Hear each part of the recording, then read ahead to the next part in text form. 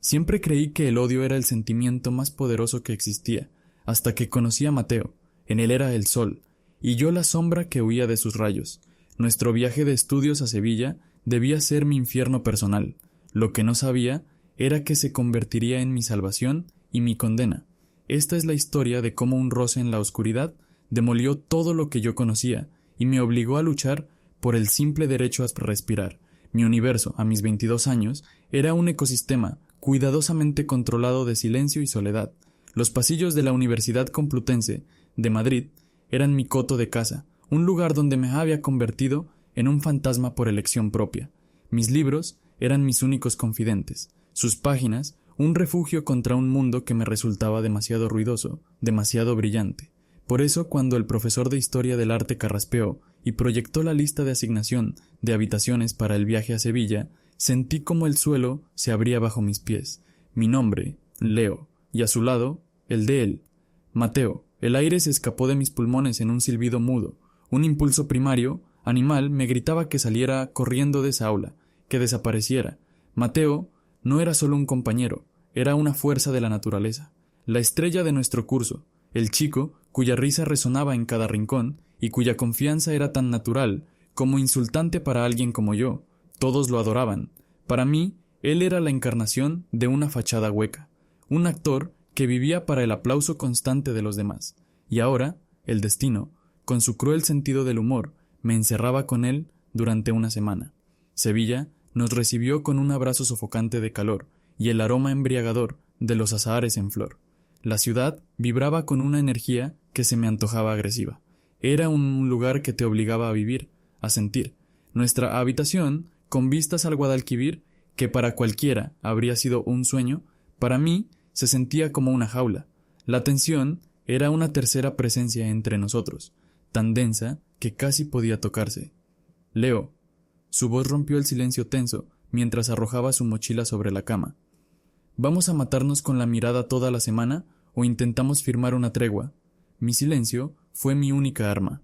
Me concentré en deshacer mi maleta, en ordenar metódicamente mis camisetas como si de ello dependiera mi vida, evitando su mirada a toda costa. Mi mundo, construido sobre el control y la distancia, se sentía asediado por su mera presencia.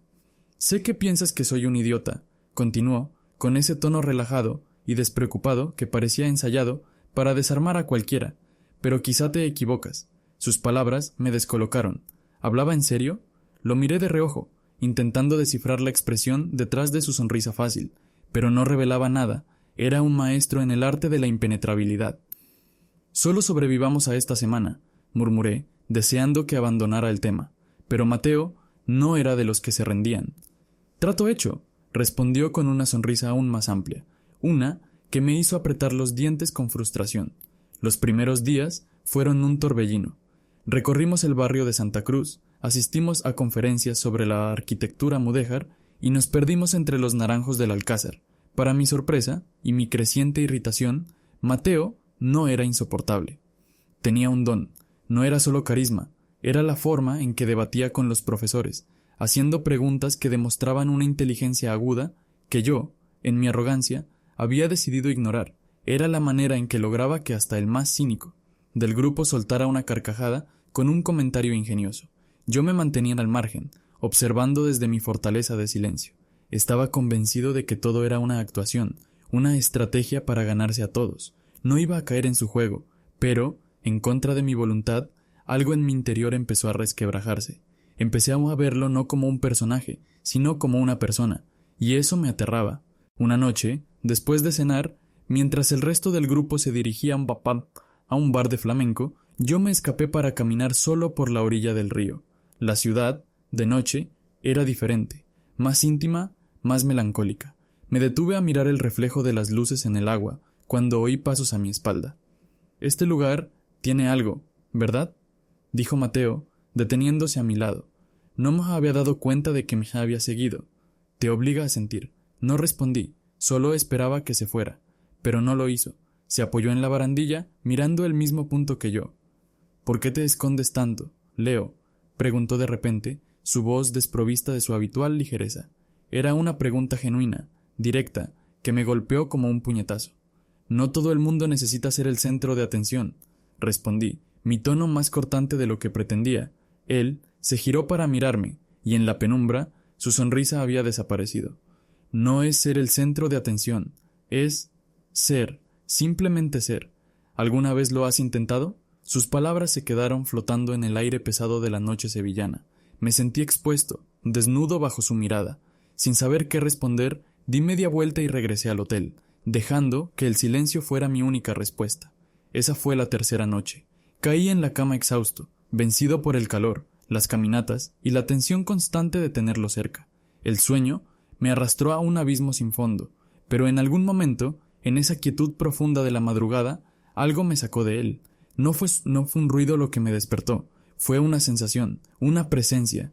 Abrí los ojos una mínima rendija, lo justo para ver la silueta de Mateo de pie junto a mi cama. Mi corazón se detuvo. ¿Qué estaba haciendo? Contuve la respiración, fingiendo seguir dormido. Entonces lo sentí. Los dedos cálidos de Mateo rozaron con una delicadeza imposible el dorso de mi mano, que colgaba fuera de la cama. Fue un instante, una eternidad, un contacto tan ligero como el ala de una mariposa, pero que incendió cada nervio de mi cuerpo. Luego se retiraron. Me quedé inmóvil, prisionero de mi propia farsa de sueño, escuchando el latido ensordecedor de mi propio corazón. El sonido de sus pasos volviendo a su cama, el crujido de las sábanas, unos costos de sábanas. El silencio que vino después fue el más ruidoso que jamás había escuchado. No abrí los ojos hasta que estuve seguro de que su respiración era profunda y regular.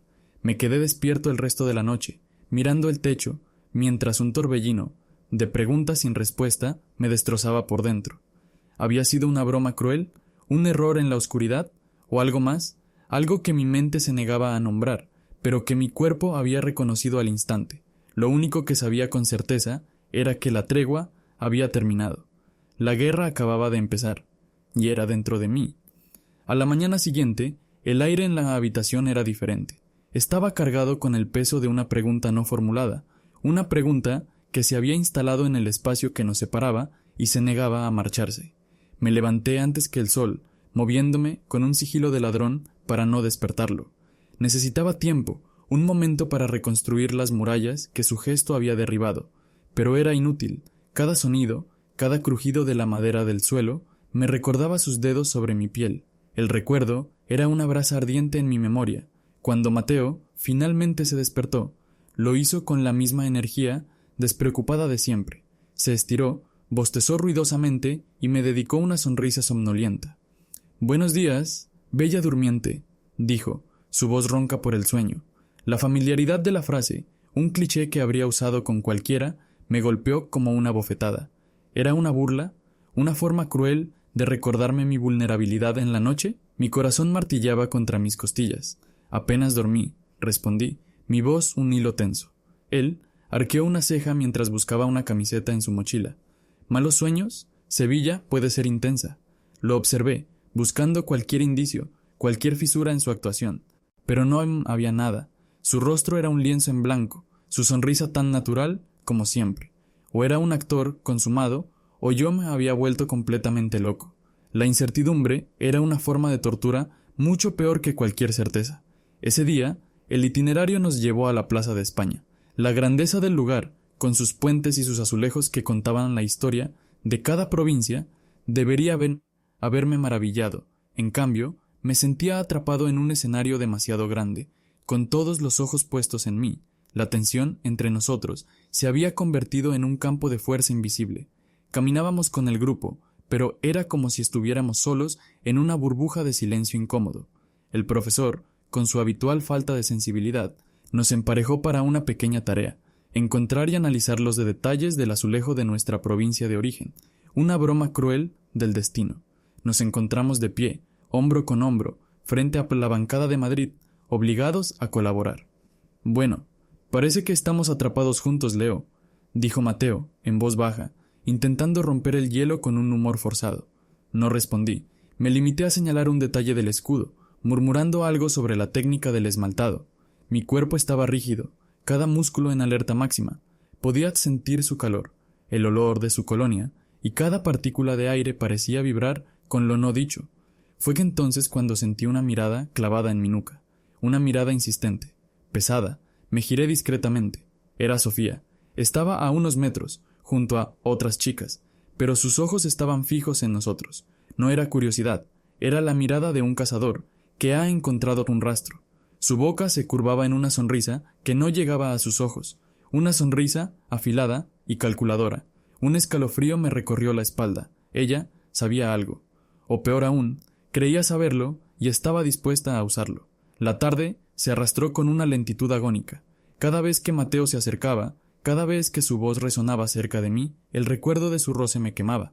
Empecé a odiarla de nuevo, pero ahora era un odio diferente, un odio nacido del miedo, miedo a lo que su gesto había despertado en mí, una curiosidad prohibida que había mantenido enterrada bajo capas de desprecio y negación. La noche nos encontró en un bullicioso bar de tapas en el barrio de Triana. El lugar era un caos de risas, el chocar de copas y el olor a fritura. Era el escondite perfecto. Me deslicé hasta un rincón oscuro, esperando pasar desapercibido, convertirme de nuevo en el fantasma que también sabía ser. Pero la paz duró poco. «Te encontré», dijo Mateo, apareciendo a mi lado con 2 cervezas en la mano. Me ofreció una. La rechacé con un gesto de la cabeza. «Vamos, Leo, no podemos seguir así». Su voz era seria, casi una súplica, y sus palabras, ambiguas, me golpearon con la fuerza de una revelación.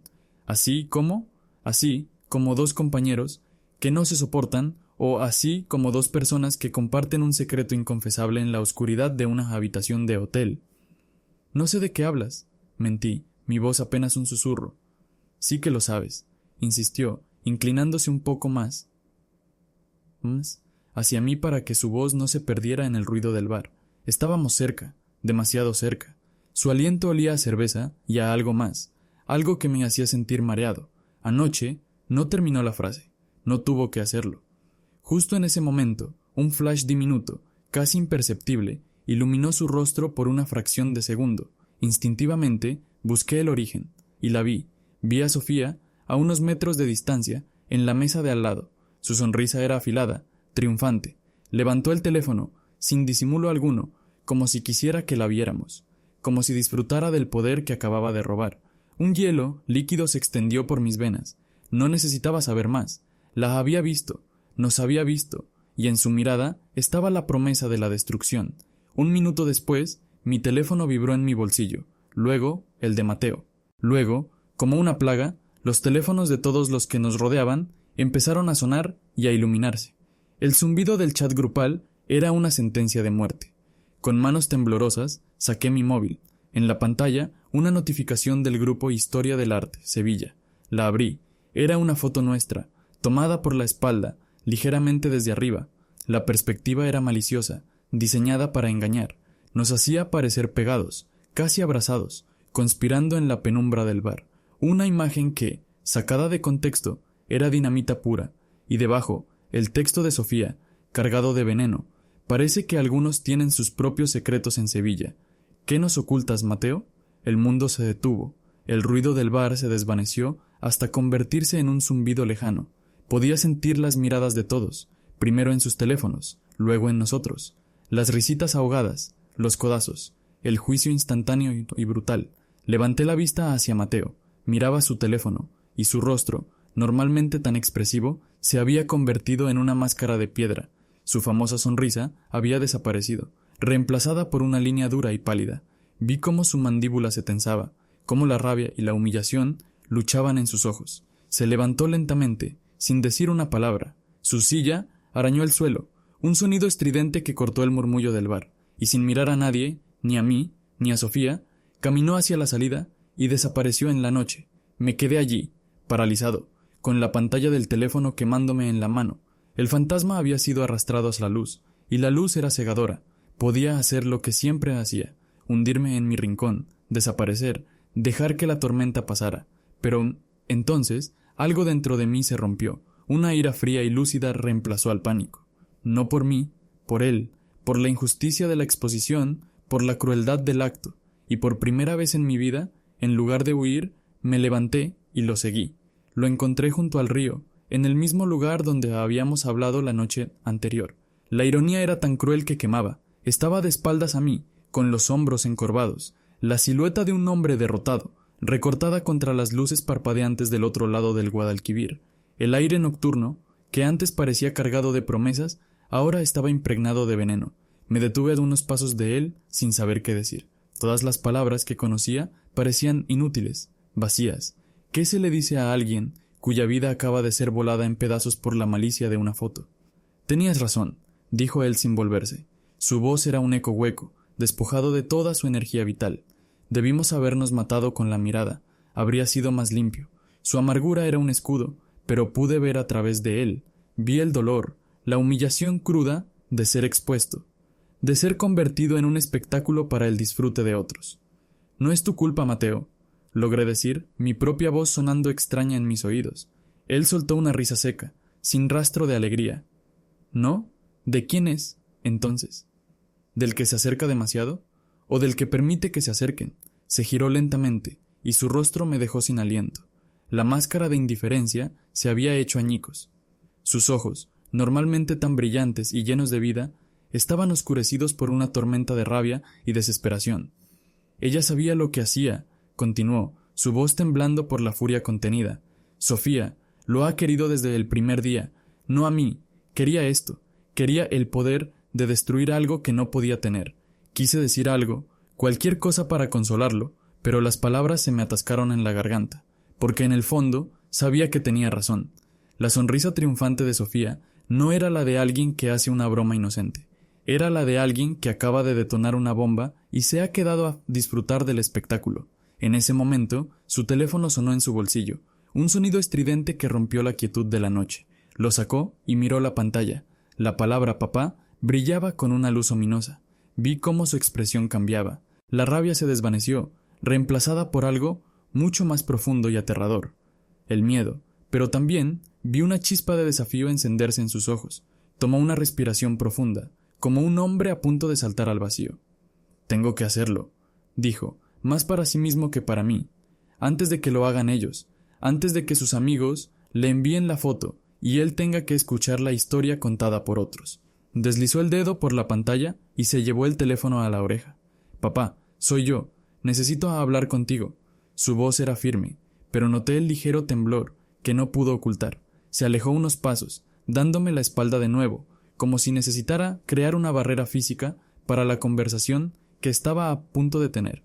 No podía oír lo que su padre decía, pero podía leer la historia completa en la tensión de los hombros de Mateo, en la forma en que su mano libre se cerraba en un puño. «No, no ha pasado nada malo. O sí, depende de cómo lo mires», dijo, y su voz era una mezcla de desafío y agotamiento. «No quiero que te enteres por otros. Hay rumores.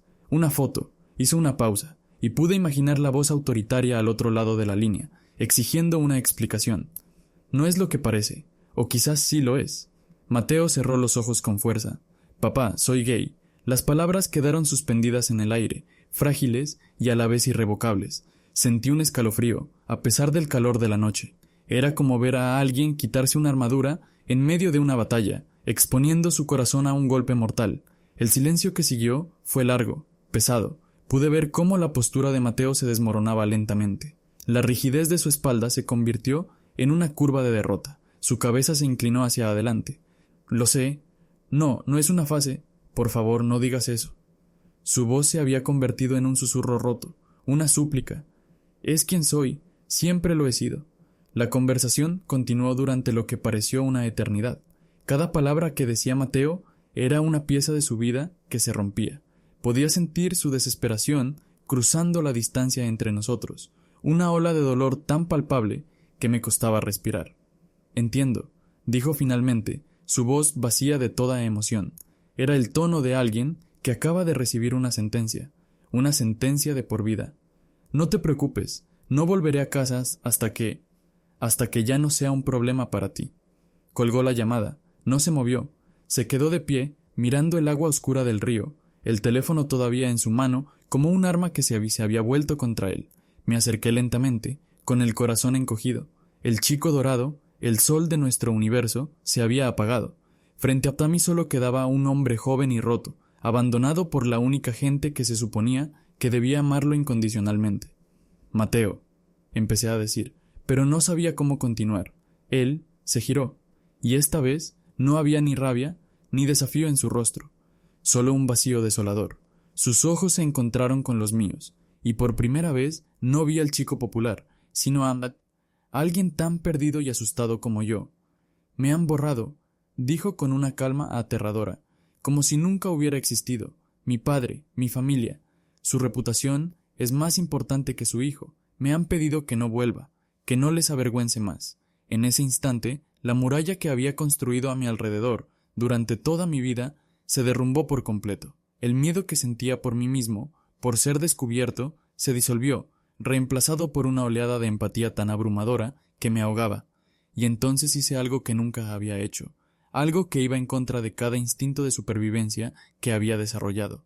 Di un paso adelante y, sin pensarlo, extendí mi mano y la puse sobre la suya, la que todavía sostenía en el teléfono. Mis dedos se cerraron sobre los suyos, eran fríos como el hielo. Él bajó la mirada hacia nuestras manos entrelazadas, como si no entendiera lo que estaba sucediendo. Luego levantó la vista y sus ojos buscaron los míos, llenos de una pregunta silenciosa y desesperada. «No estás solo», dije, y las palabras salieron de mi boca con una certeza que me sorprendió a mí mismo. No era una frase hecha, o será una promesa. Él no respondió, solo asintió lentamente, y vi cómo una única lágrima se deslizaba por su mejilla, un trazo brillante en la oscuridad, y en ese momento, bajo el cielo de Sevilla, con el veneno de la traición todavía en el aire, nuestras manos entrelazadas se convirtieron en un ancla. Quizás no era suficiente para salvarnos, pero era lo único que teníamos para no hundirnos. La noche acababa de empezar, y la sentencia no era solo para él, era para los dos. El resto de la noche se disolvió en un borrón de silencios y tensión. Volvimos a la habitación del hotel como dos soldados regresando de una batalla perdida. No hablamos. No había nada que decir. Las palabras habían sido reemplazadas por el peso abrumador de lo que había sucedido. Mateo se dejó caer en su cama y se quedó mirando el techo, su cuerpo inmóvil, su mente a miles de kilómetros de distancia. Yo me senté en la mía, sintiéndome un intruso en su dolor, un testigo impotente de su ejecución familiar. El aire estaba tan cargado de desesperación que sentía que me asfixiaba. El amanecer nos trajo la cruda realidad del último día en Sevilla. El sol, que se filtraba por la ventana, parecía una burla, una luz demasiado brillante para el mundo oscuro en el que nos habíamos sumergido. El grupo se reunió para desayunar en una cafetería ruidosa, y la atmósfera era un campo de minas. Las miradas furtivas, los susurros ahogados que cesaban en cuanto nos acercábamos, la forma en que la gente evitaba nuestros ojos. Éramos parias. Mateo se movía como un autómata. Se sirvió café, cogió una tostada, pero no comió nada. Su rostro era una máscara impenetrable, una fortaleza construida a toda prisa para ocultar las ruinas de su interior. Yo me senté a su lado, creando una pequeña isla de silencio en medio del mar de cuchicheos. Mi propia rabia era una bola de fuego en mi estómago. Los veía a todos, a los que se reían, a los que juzgaban, y sentía un desprecio tan profundo que me sorprendió. Sofía estaba en el centro de todo, por supuesto. Se la veía radiante, disfrutando de su poder. Contaba la historia con gestos dramáticos, bajando la voz en los momentos clave para crear suspense, recibiendo las risas y la atención de su pequeño séquito como una reina recibiendo tributos. Era una actuación nauseabunda. Fue que entonces cuando ocurrió algo inesperado. Elena, una chica normalmente callada y discreta, se levantó de la mesa de Sofía, la miró con un desdén helado y dijo, con una voz lo suficientemente alta para que todos la oyeran: «Eres increíblemente cruel, Sofía. Espero que estés orgullosa de ti misma». Tras decir eso, cogió su café y se sentó en la mesa más alejada, sola. Un silencio incómodo cayó sobre el grupo. La sonrisa de Sofía vaciló por un instante, una pequeña grieta en su fachada de triunfo. No fue pochomcucho, pero fue algo, una señal de que no todo el mundo estaba dispuesto a participar en su circo de crueldad. El viaje de vuelta a Madrid en el autobús fue una tortura de 4 horas. El profesor, ajeno a la tormenta emocional que se había desatado, insistió en mantener el orden alfabético. Terminé sentado junto a Mateo. El espacio entre nosotros era un abismo. Él miraba por la ventana, el paisaje andaluz pasando a toda velocidad, un reflejo borroso de la vida que se le escapaba de las manos. En algún punto, a mitad de camino, se giró hacia mí. Sus ojos estaban enrojecidos, exhaustos. «¿Por qué?», preguntó en un susurro. su voz apenas audible por encima del motor del autobús. ¿Por qué lo hiciste? ¿Hacer qué? Respondí, aunque sabía perfectamente a qué se refería. Quedarte, tomar mi mano. Cualquiera en tu lugar habría salido corriendo. Yo mismo habría salido corriendo. Lo pensé durante un momento, buscando una respuesta honesta en el caos de mis propios sentimientos. No lo sé, admití. Supongo que... Estaba cansado de correr. Él asintió lentamente, como si esa respuesta tuviera todo el sentido del mundo. Yo también estoy cansado, dijo, y su voz se rompió. Estoy tan cansado, Leo, y en ese espacio confinado, rodeados de enemigos silenciosos, algo cambió. La barrera invisible entre nosotros se disolvió. No era amistad, no era amor, no era nada que pudiera nombrar. Era algo más primitivo.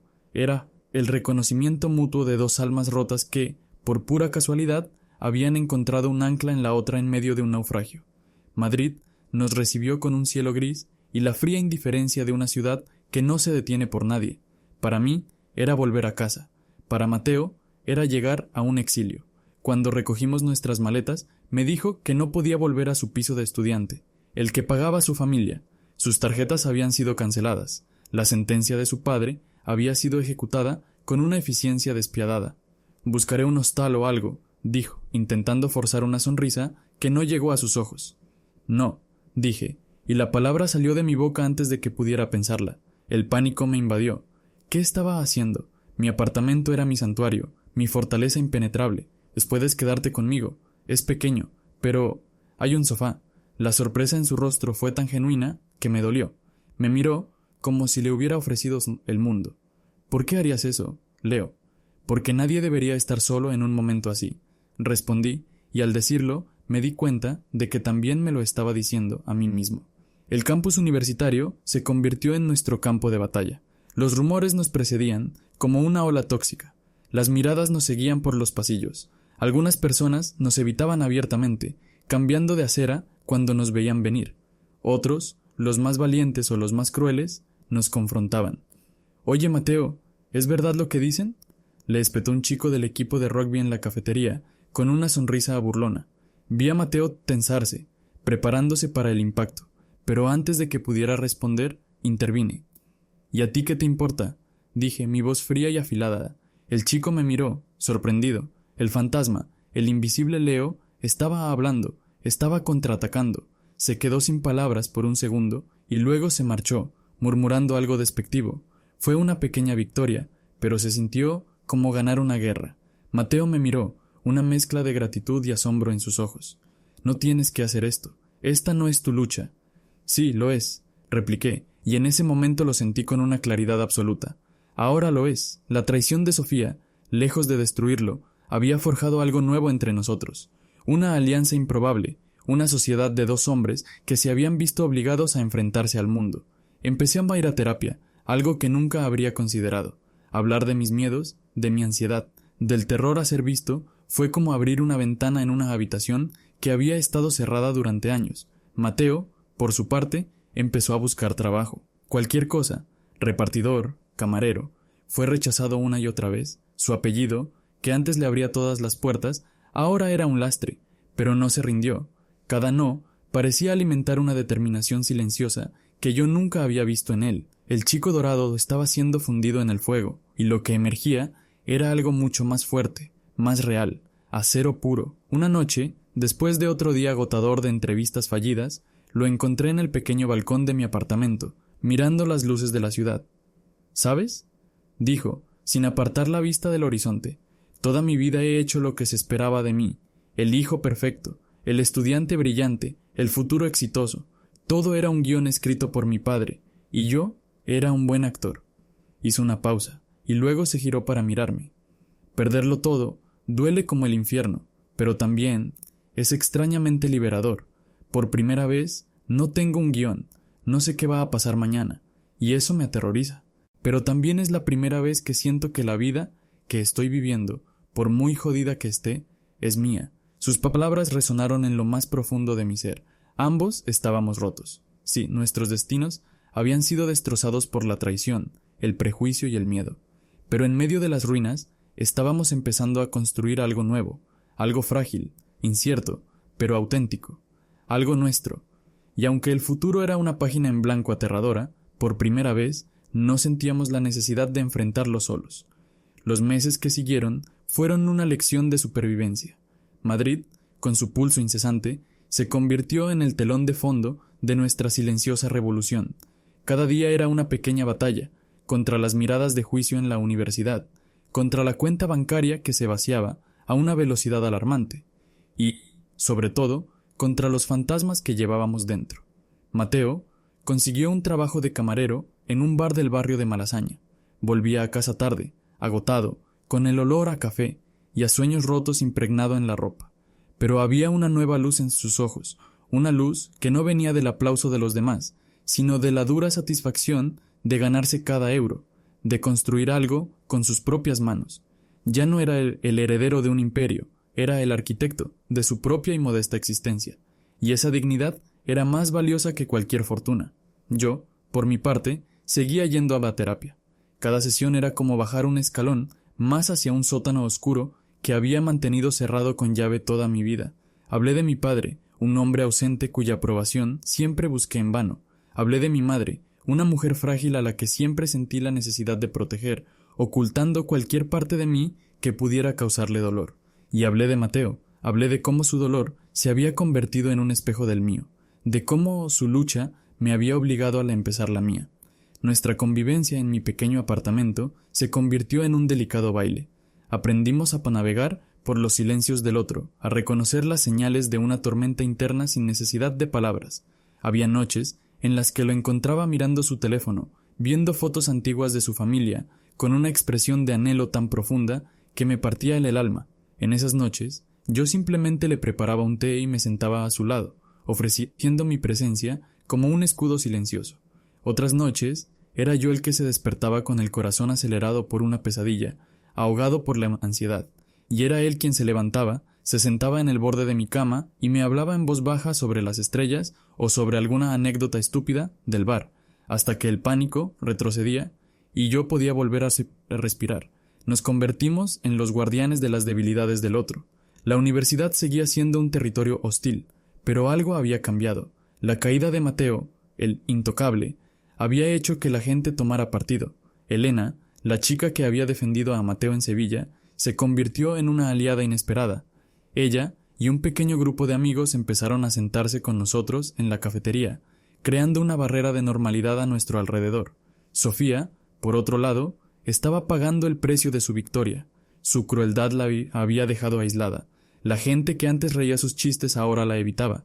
Su poder, construido sobre el miedo y la burla, se había desmoronado en cuanto sus súbditos vieron la verdadera cara de su tiranía. La veíamos a veces en los pasillos, sola, con una amargura en la mirada que delataba su derrota. No sentí satisfacción, solo una profunda y triste lástima. Un día recibí una llamada de mi madre. Su voz sonaba preocupada. Leo, cariño, me han llegado rumores de la universidad. Dicen cosas sobre ti y ese chico, Mateo. Por favor, dime que no es verdad. Mi primer instinto fue mentir, protegerla, volver a mi caparazón. Pero entonces miré a Mateo, que estaba en el sofá leyendo, ajeno a mi conversación. Vi la cicatriz invisible que llevaba por la honestidad que su familia no pudo soportar, y supe que no podía seguir huyendo. «Es verdad, mamá», dije, mi voz firme, aunque mi corazón latía con furia. «Mateo vive conmigo, y es la persona más valiente que conozco. Es mi amigo, y es más que eso». Hubo un largo silencio al otro lado de la línea. Podía oír su respiración entrecortada. «No entiendo, Leo. No te crié así». «Me criaste para ser una buena persona, mamá», repliqué, las palabras fluyendo con una claridad que nunca antes había tenido. «Y ser una buena persona significa ser honesto, conmigo mismo y contigo. Te quiero, pero esta es mi vida». Colgué el teléfono temblando, pero no de miedo. Era la adrenalina de la liberación. Había dicho mi verdad. Y aunque la tierra temblara bajo mis pies, yo seguía de pie. Esa noche decidimos que necesitábamos celebrar. ¿Celebrar el qué? No lo sabíamos. Quizás solo el hecho de seguir vivos. Fuimos al bar donde trabajaba Mateo. Era una noche tranquila. Nos sentamos en una mesa en el rincón, y él me trajo una cerveza. «A tu salud, Leo», dijo, levantando su propio vaso. Por el hombre que me enseñó que a veces la mayor fuerza reside en la quietud. Y a la tuya, Mateo, respondí, chocando mi vaso con el suyo, por el hombre que me enseñó que a veces, para encontrarte a ti mismo, primero tienes que perderlo todo. Nos quedamos mirando, y en ese instante, en el murmullo del bar, bajo las luces tenues, todas las etiquetas, amigos, compañeros de piso, aliados, se desvanecieron, solo quedábamos nosotros, dos personas que se habían visto en su momento más oscuro y no habían apartado la mirada. Me incliné sobre la mesa y lo besé. Fue un beso que no tenía nada que ver con la curiosidad o el deseo prohibido.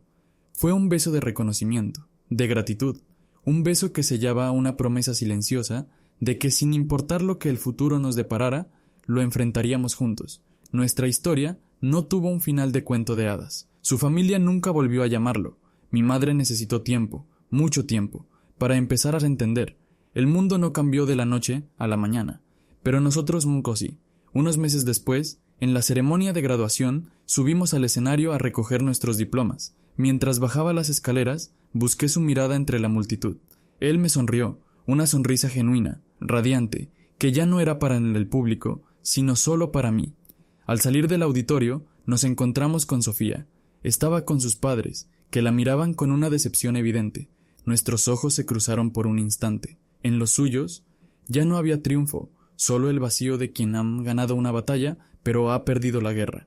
No le dijimos nada, simplemente seguimos caminando. Nos detuvimos en un parque cercano, lejos del ruido y de la gente. El sol de la tarde bañaba Madrid con una luz dorada. ¿Y ahora qué?, pregunté, el peso y la emoción del día cayendo sobre mí. Mateo tomó mi mano, sus dedos entrelazándose con los míos, con una familiaridad que se sentía como volver a casa. Ahora vivimos, dijo con una sencillez que abarcaba todo el universo, y en ese momento supe que tenía razón. El viaje a Sevilla no había sido el final de nada, había sido el comienzo de una batalla, sí, pero también el comienzo de una vida real, imperfecta y dolorosamente hermosa. Una vida que estábamos construyendo juntos, pieza por pieza, sobre las ruinas de lo que una vez fuimos. No era la vida que habíamos planeado, pero era nuestra, y eso era más que suficiente.